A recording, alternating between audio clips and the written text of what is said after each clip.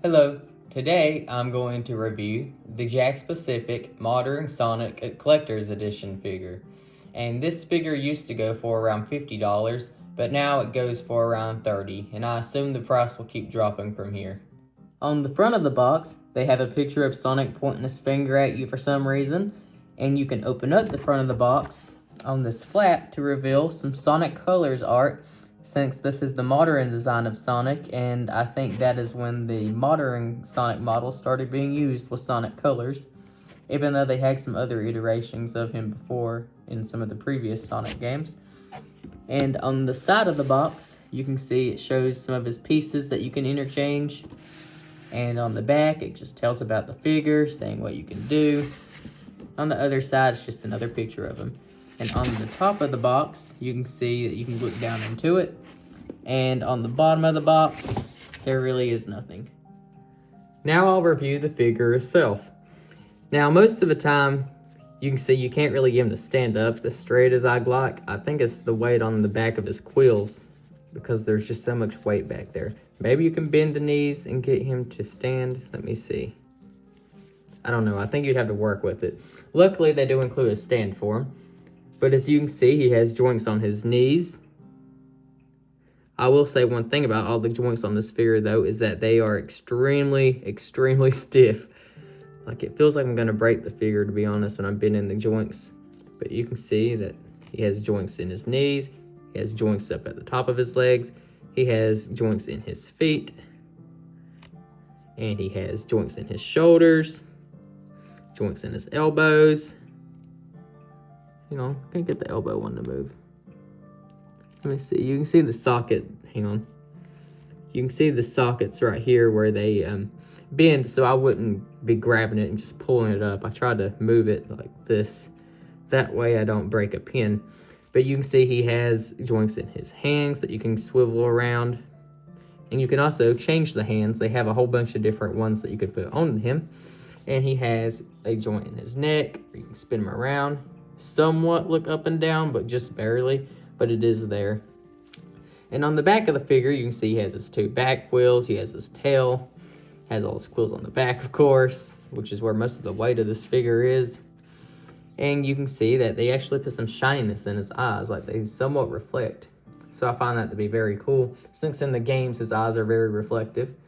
And only problems that I have with this so far is just you can see there's some paint chipped right here on the leg joint. I didn't do that, it just came like that. But that's the only real problems that I see.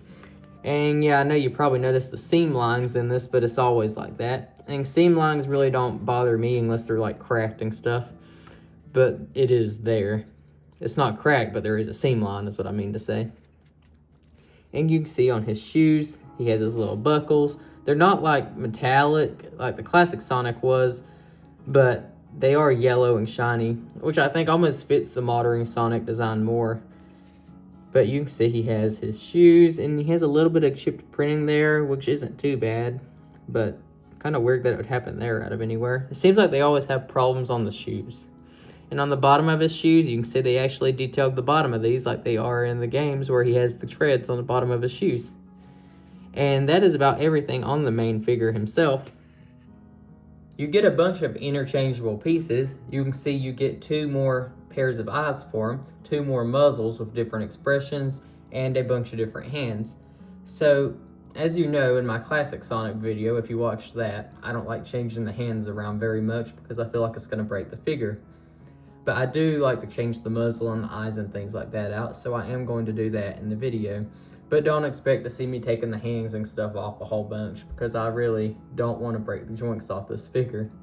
That has always been one of my problems with these, is that it feels like their joints are going to break anytime you pull something off. So now I'm going to take the face pieces off and change them into the other pieces. So to do that, I'm going to pull from here.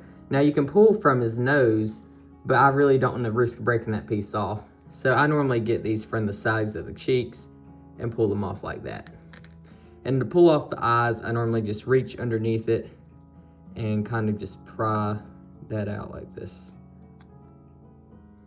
And without his face place, he looks really creepy. So I'm going to put in these eyes, with the eyelids. They kind of look cool. These are kind of hard to get back in, I will say. Because you can see they have these little square pins that you had to get just right. And I think I'm not doing this right, so hang on. Yeah, these can be hard to get in. Okay, I think I have it in now. It looks like I need to push it in a little bit farther, but I can't really see how to get it in there. I'm gonna go ahead and put in a mouthpiece though. You can see he has this frowning face that I'm going to put in right here. And now I've changed out the face.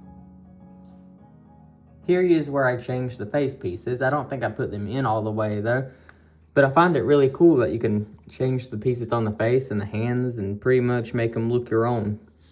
With all these joints, you can actually put him into some really cool running poses, especially with the knee joints. Like I can put his arms behind his back. If I would change this to another fist, then I really would have the Sonic run that we all know and love.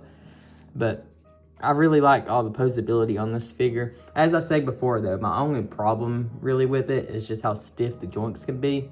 And it feels like they start to get a little bit more loose as you mess around with it. So I'm hoping it doesn't go the other way around and end up being too loose later on down the road. Hopefully it just gets to be stable and not too stiff, but stiff enough to hold the figure up. Especially with a figure as heavy as this, because its head is what's always going to be pulling them down.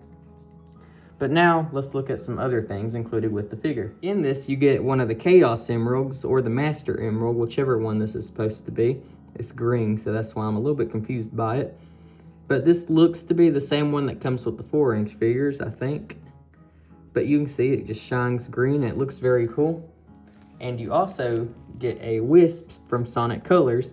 And it comes with a little stand to put it on, because you can see it has a little pin down here that you stick in like this. And that way you can stand it beside Sonic. So I'm happy they include that. It doesn't have any motion on the head, arms, or anything, but that's okay, since they don't really move all that much in the game anyway.